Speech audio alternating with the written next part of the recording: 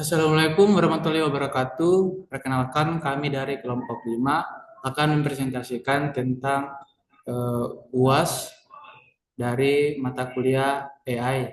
Di sini kami membuat yaitu sistem pakar untuk mendiagnosa penyakit kucing.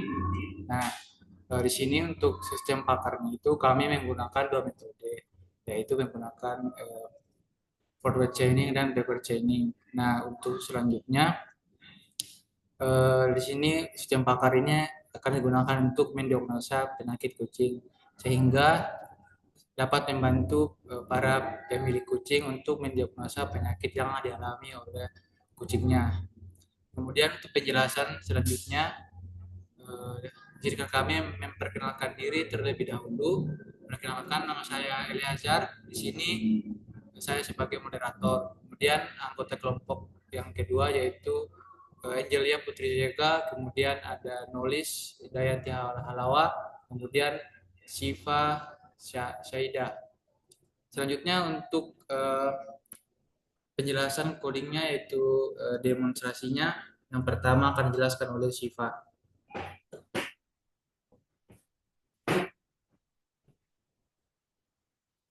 Baik, di sini ada halaman pertama untuk daftar. Masukkan username dan password.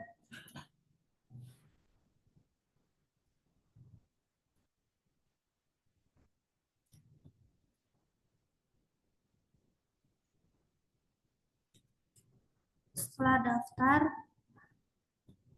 ada ada nanti pendaftaran berhasil, lalu masuk ke halaman login.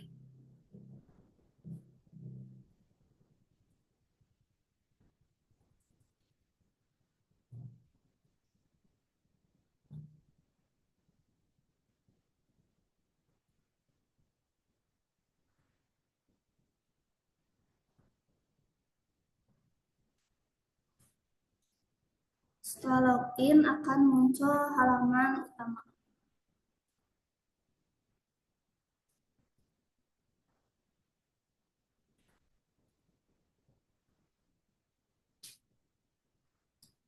Ini adalah gejala umum yang biasa dialami oleh hewan peliharaan, terutama kucing. Lalu penyakit umumnya, cara untuk mendiagnosisnya adalah pertama, pilih gejala yang dialami oleh kucing, lalu sistem akan mendiagnosa gejala dan nanti akan muncul hasil diagnosa dan solusi penanganannya.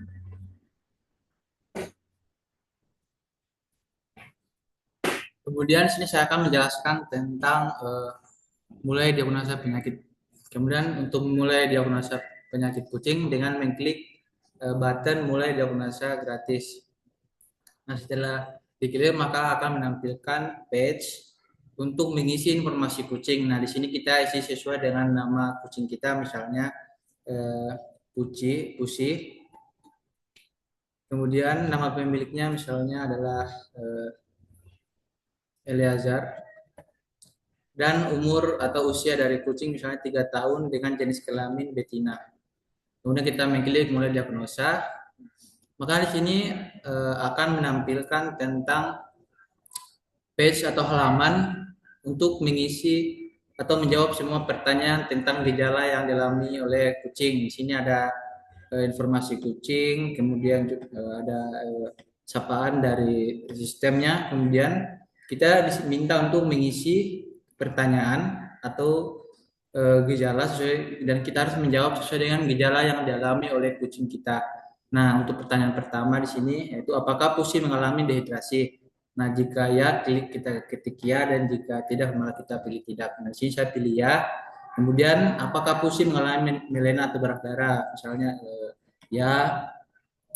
Kemudian pertanyaan selanjutnya yaitu apakah Pusi mengalami terus atau kulit kuning? Misalnya tidak. Selanjutnya itu apakah Pusi mengalami kutu di badan? Misalnya ya. Kita sesuaikan dengan kondisi kucing yang dialami oleh kucing kita. Kita pilih misalnya di sini tentang pertanyaan gejalanya. Apakah pusing mengalami pincang? Kita pilih ya. Kemudian apakah mengalami berat badan menurun? Kita pilih ya. Nah, di sini akan ada 20 pertanyaan yang akan ditampilkan. Kita harus menjawab sesuai dengan kondisi kucing kita. Kemudian apakah pusing mengalami muntah? Ini kita pilih ya. Kemudian apakah mengalami lesi pada gusi? Tidak. Kemudian apakah mengalami batuk? Ya. Apakah mengalami kekurusan? Ya. Apakah mengalami radang kulit? Misalnya tidak. Apakah pusing mengalami malas gerak? Ya. Kemudian pertanyaan selanjutnya yaitu apakah mengalami anemik? Ya. Kemudian selanjutnya adalah apakah mengalami diare? Ya. Apakah mengalami demam? Misalnya tidak. Kemudian apakah mengalami pucat? Misalnya ya.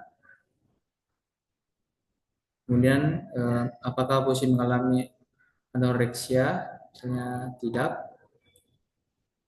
Kemudian apakah mengalami epifora atau di sini epifora berak darah? Misalnya tidak. Nah, setelah menjawab semua pertanyaannya, maka akan muncul ucapan terima kasih telah menjawab semua pertanyaan. Nah, untuk melihat hasil diagnosisnya, kita tinggal mengklik lihat hasil diagnosa.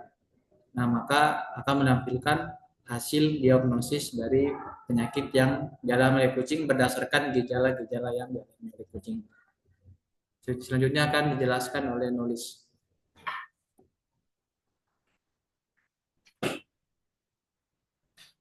Pada halaman hasil diagnosis, pertama kita akan melihat informasi kucing, yaitu di mana nama kucingnya adalah Puci, pemiliknya Eleazar, umur 3 tahun, jenis kelamin betina. Setelah itu ada juga detail dari diagnosanya, di mana dilakukan pada tanggal 11 Juli 2025 pada jam 9.55. Total gejala yang dialami oleh kucing ada 14.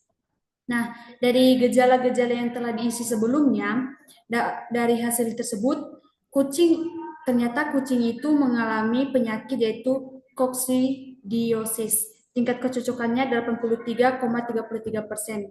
Penyakit ini, definisi dari penyakit ini yaitu penyakit parasit usus akut atau kronis yang disebabkan oleh protozoa genus Isoprora. Ditandai diare, dehidrasi, dan penurunan berat badan.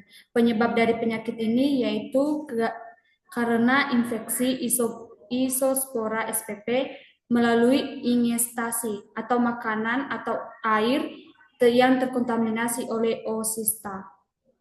Dari penyakit tersebut ada rekomendasi pengobatan. Yang pertama yaitu dengan memakaikan obat ormetoprim 10 dosisnya yaitu 10 mg per kg, berat badan oral selama 7 hari. Catatan penggunaan disesuaikan dengan petunjuk dokter hewan.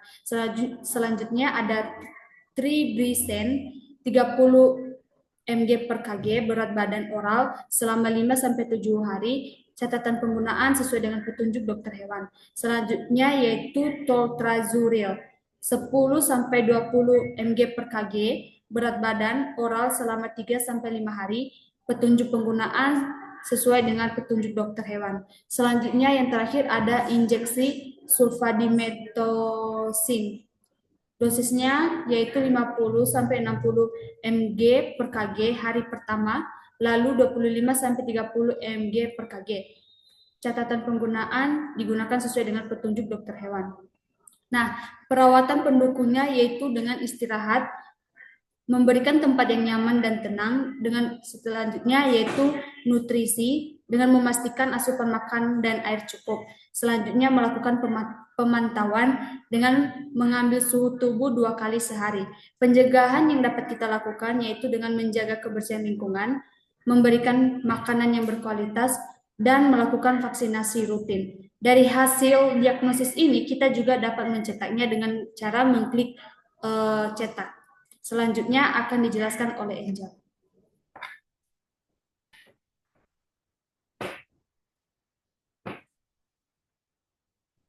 Selanjutnya, setelah kita melihat dari hasil diagnosanya, jika kita ingin melihat riwayatnya, maka kita bisa mengklik di bagian lihat riwayat.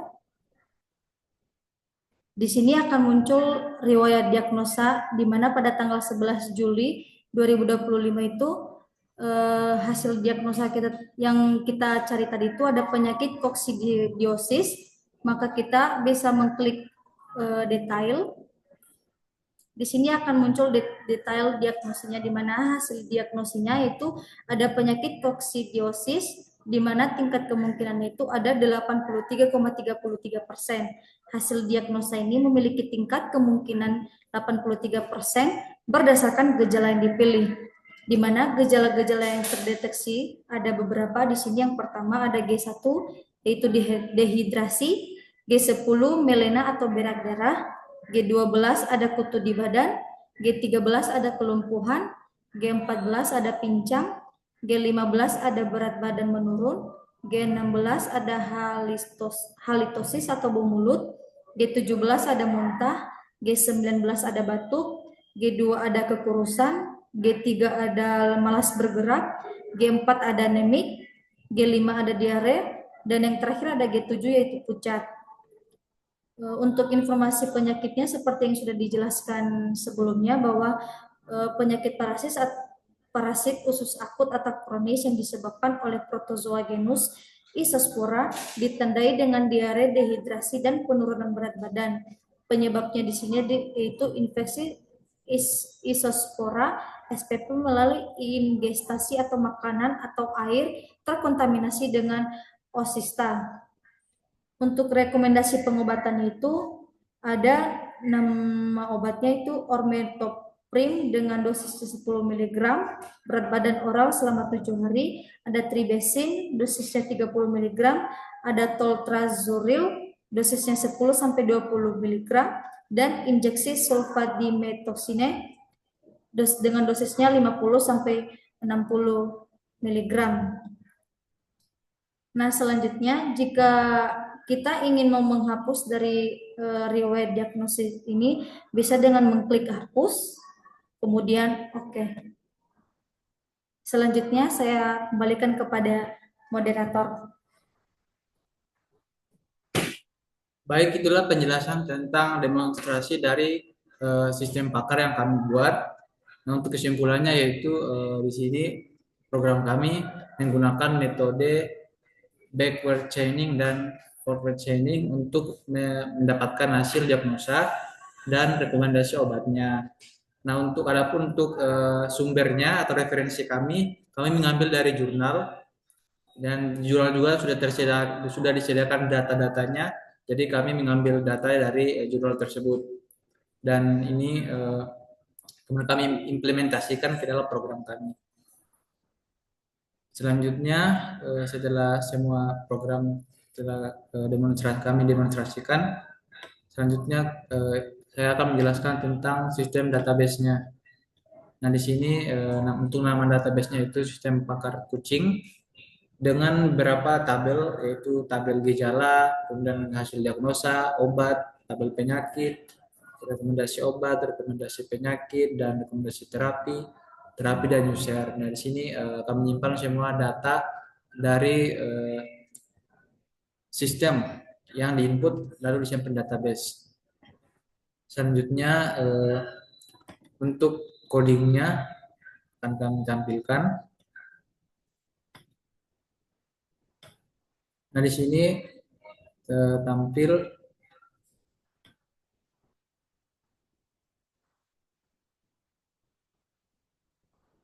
yaitu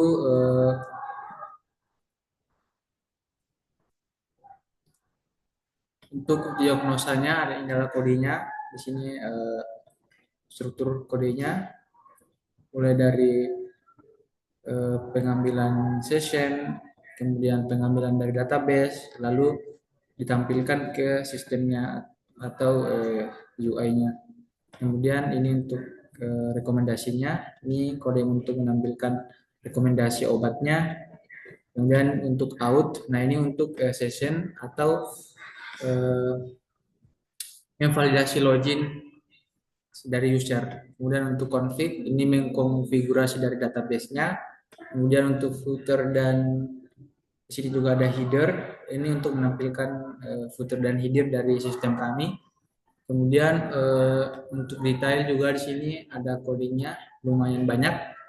Di sini untuk menampilkan detail dari penyakitnya. Kemudian untuk diagnosa, nah ini adalah kode yang memproses diagnosa penyakit berdasarkan gejala. Nah, di sini juga ditampilkan untuk mengambil dari database, kemudian diolah untuk dengan menggunakan metode-metodenya, lalu ditampilkan ke sistem. Nah, untuk hasil juga di sini ada codingnya, bisa dilihat. Kemudian untuk indeks ini untuk menampilkan halaman utama ketika pertama kali login. Di sini adalah kode backend-nya untuk menampilkan sistemnya. Kemudian ini untuk coding dari login untuk menampilkan halaman login. Kemudian untuk logout. Kemudian register. Dan di register ini menampilkan tentang halaman register. Kemudian untuk reset, untuk meriset semua session. Kemudian untuk riwayat, untuk menampilkan semua riwayat penyakit dari kucing berdasarkan diagnosanya. Nah, inilah kode-kodenya.